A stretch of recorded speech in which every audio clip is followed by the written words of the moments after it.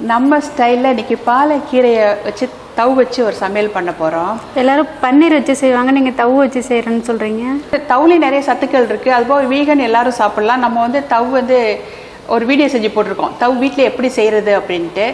அதனால் வீகன்லேருந்து நம்ம எல்லாருமே சாப்பிடக்கூடிய ஒரு ரெசிபியாக இருக்கட்டும்ன்ட்டு வித்தியாசமாக செய்ய போகிறோம். நம்ம ஏற்கனவே தவு செஞ்ச வீடியோ வந்து லிங்க் கீழே உள்ள டிஸ்கிரிப்ஷனில் பார்க்கலாம். வீட்லேயே தவு செஞ்சு நம்ம இந்த மாதிரி பாலக்கீரை பன்னீருக்கு பதிலாக தவு போட்டு செய்யலாம். இந்த பாலக்கீரையை வந்து ஆங்கிலத்தில் வந்து பீனேச்சுன்னு சொல்கிறாங்க. இந்த கீரையில் வந்து புரோதம், இரும்பு சத்து, வைட்டமின்கள், தாது பொருட்கள் நிறைய இருக்குது. இவை நம் சருமத்துக்கும் தலைமுடிக்கும் ரொம்ப ஆரோக்கியத்தை கொடுக்குது.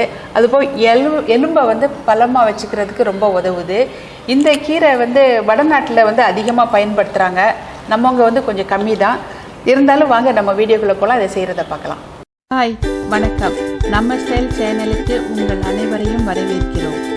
ஒரு கட்டு கீரை எடுத்துருக்கிறேன். இது வந்து ஒரு 350 கிராம் இருந்துச்சு.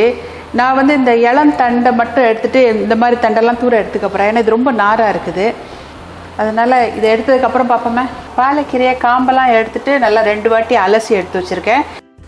கீரையை பிளேஞ்ச் பண்ணுறதுக்கு வெந்நி போட்டிருக்கேன். பிளேஞ்ச் பண்ண கீரையை ஐஸ் தண்ணியில் போட்டு வைக்கணும். நான் தண்ணியில் ஐஸ் கட்டி போட்டு வச்சுருக்கேன். கீரையை வெந்நியில் போட்டுக்கிறேன். 1 நிமிஷத்தில் கீரையை எடுத்து ஐஸ் தண்ணியில் போட்டுக்கணும். பச்சை கலர் உள்ள காய்கறிகளே உடம்புக்கு ரொம்ப நல்லதுன்னு தான் சொல்கிறாங்க. கீரை அந்த காம்பெல்லாம் நான் எடுத்து கழுவி வச்சுருக்கிறேன். இதை வந்து வீணாக்க வேண்டாம் அப்படின்ட்டு. இந்த காம்பு ரொம்ப நார் இருக்கிறதுனால இதே தண்ணியில் நான் போட்டு அவிச்சிட்டு அந்த தண்ணியை எடுத்து நான் சாதம் ஆக்க போகிறேன். நான் வந்து கீரை எடுத்துக்கிறேன். ரொம்ப தெரிஞ்சதில்ல கீரை. இப்போ வந்து இதில் நான் தண்டை போட்டு அவிச்சி அந்த சாறு எனக்கு தேவைப்படுறதுனால இந்த கீரையை வந்து இந்த ஐஸ் தண்ணியில் போட்டுறேன். கொஞ்ச நேரம் குளிர் ஆகட்டும். 300 கிராம் தவு எடுத்து வச்சுருக்கேன். இதை வந்து நான் வந்து வெட்டிக்கிறேன். என்ன மாதிரி சைஸில் நீங்கள் போட போகிறீங்களோ அந்த அளவுக்கு நீங்கள் வெட்டிக்கங்க. கீரை அவிச்ச தண்ணியில் வந்து தவை போட்டு அவிச்சி எடுத்துக்க போகிறேன். கொஞ்ச நேரம் வேகட்டும். பாலக்கீரை வெந்நியில் போட்டு எடுத்து பிளேஞ்ச் பண்ணி வச்சதை வந்து அரைச்சிக்கணும். நான் வந்து மிக்சியில் போட்டுக்கிறேன். கொஞ்சமாக ஒரு 1/4 கப் அளவுக்கு தண்ணியை ஊற்றி அரைச்சிட்டு வந்துடுறேண்ணா.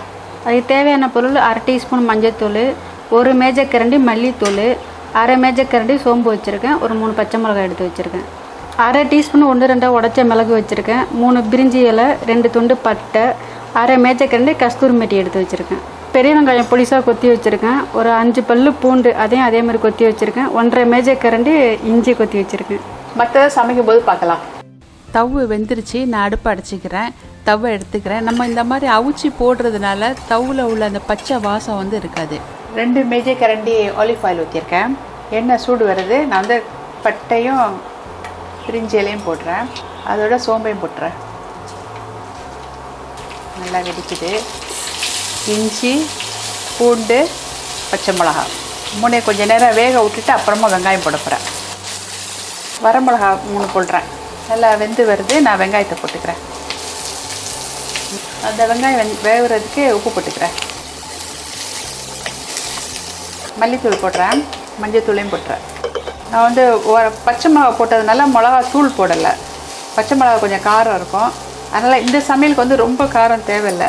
ஒரு தக்காளி பொடிசாக வெட்டி போடுறேன். முதல்ல சொல்லலை. தக்காளி எல்லாம் மசாலாலாம் நல்லா கொலையாக வெந்துருச்சு. பச்சை வாடையும் போயிடுச்சு. நான் வந்து பிளேஞ்ச் பண்ணி அரைச்சி வச்சா கீரையை போட்டுக்கிறேன். அவ்வளோ கீரை கொஞ்சமாக தெரியுது. 3 மேஜைக்கரண்டி பாதாம் முந்திரி பேஸ்ட்டு போடுறேன். ஏன்னா இதில் நான் எந்த க்ரீம் எதுவும் போடலை. அதனால் சில பேர் க்ரீம் போடுவாங்க, அதில் பால் கலந்துருக்கும். அது வீகன்லாம் அவ்வளோ சாப்பிட முடியாது. இப்போ நல்லா இருக்குல்ல கீரை கலர். வந்து மிஷின் கழுவின தண்ணி ஒரு 1/2 கப் ஊற்றிக்கிறேன். ருசியை நல்லா கூட்டி கொடுக்கறதுக்கு நான் 1/2 மேஜைக்கரண்டி காளாந்தூள் போட்டுக்கிறேன். கொஞ்சம் உப்பு பத்தலை, உப்பு போட்டுக்கிறேன். தவை போட்டுக்கிறேன். சீக்கிரம் செஞ்சு முடிச்ச மாதிரி இருக்கலாம். இது பன்னீர் போட்ட மாதிரி இல்லை. கொஞ்சோண்டி ஒரு 2 சிட்டிகை அளவுக்கு ப்ரௌன் சுகர் போடுறேன். அது கொஞ்சம் அந்த எல்லாத்தையும் எடுத்து கொடுக்கறதுக்கு, அந்த ருசியெல்லாம் எடுத்து கொடுக்கறதுக்காக. கஸ்தூரி மெட்டியும் போட்டுறேன். என்ன முடிய போதில்ல. மிளகுத்தூள் நீங்கள் வேணுன்னா தேங்காய் பால் ஊற்றிக்கிங்க. நமக்கு வேணாம் பால் நல்லா இருக்குது இது சாப்பிட்றது இப்படியே. ஏன்னா பாதாம் முந்திரி போட்டிருக்கிறதுனால, காளாந்தூள் போட்டிருக்கிறதுனால இது வந்து ருசி நல்லா இருக்குது. அதனால் நான் தேங்காய் பால் ஊற்றலை.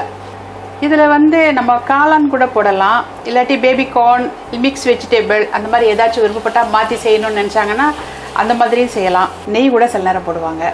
இந்த மாதிரி சிம்பிளாக செஞ்சு பாருங்கள், ரொம்ப ருசியாக இருக்குது, ஆரோக்கியமாகவும் இருக்கும். இதை வந்து எதுக்கெல்லாம் சாப்பிட்லாம்? சப்பாத்தி, நான் சாதத்துக்கு நல்லாயிருக்கும். சாதத்தில் விரைவி சாப்பிடா சூப்பராக இருக்கும் தெரியுமா. அள்ளிக்கீரை தூவிடுங்க. நம்ம ஸ்டைல் பாலாக் தவ்வு தயாராகிட்டு உங்களுக்கு பிடிச்சிருக்குன்னு நம்புகிறோம். நீங்களே ரசித்து செஞ்சு ருசித்து சாப்பிட்டு பார்த்துட்டு ஆதரவு கொடுங்க. பிளேட்டிங்காக பேக்கெட்டில் உள்ள தேங்காய் பால் மேலே கொஞ்சமாக ஊற்றிக்கிறேன். இந்த வீடியோ உங்களுக்கு பிடித்திருந்தால் லைக் பண்ணுங்கள், ஷேர் பண்ணுங்கள், கமெண்ட் பண்ணுங்கள், சப்ஸ்கிரைப் பண்ணுங்கள். பிறகு கீழே இருக்கும் பெல் பட்டனை அழுத்துங்கள். நம்ம ஸ்டைல் சேனலை பார்த்ததற்கு நன்றி.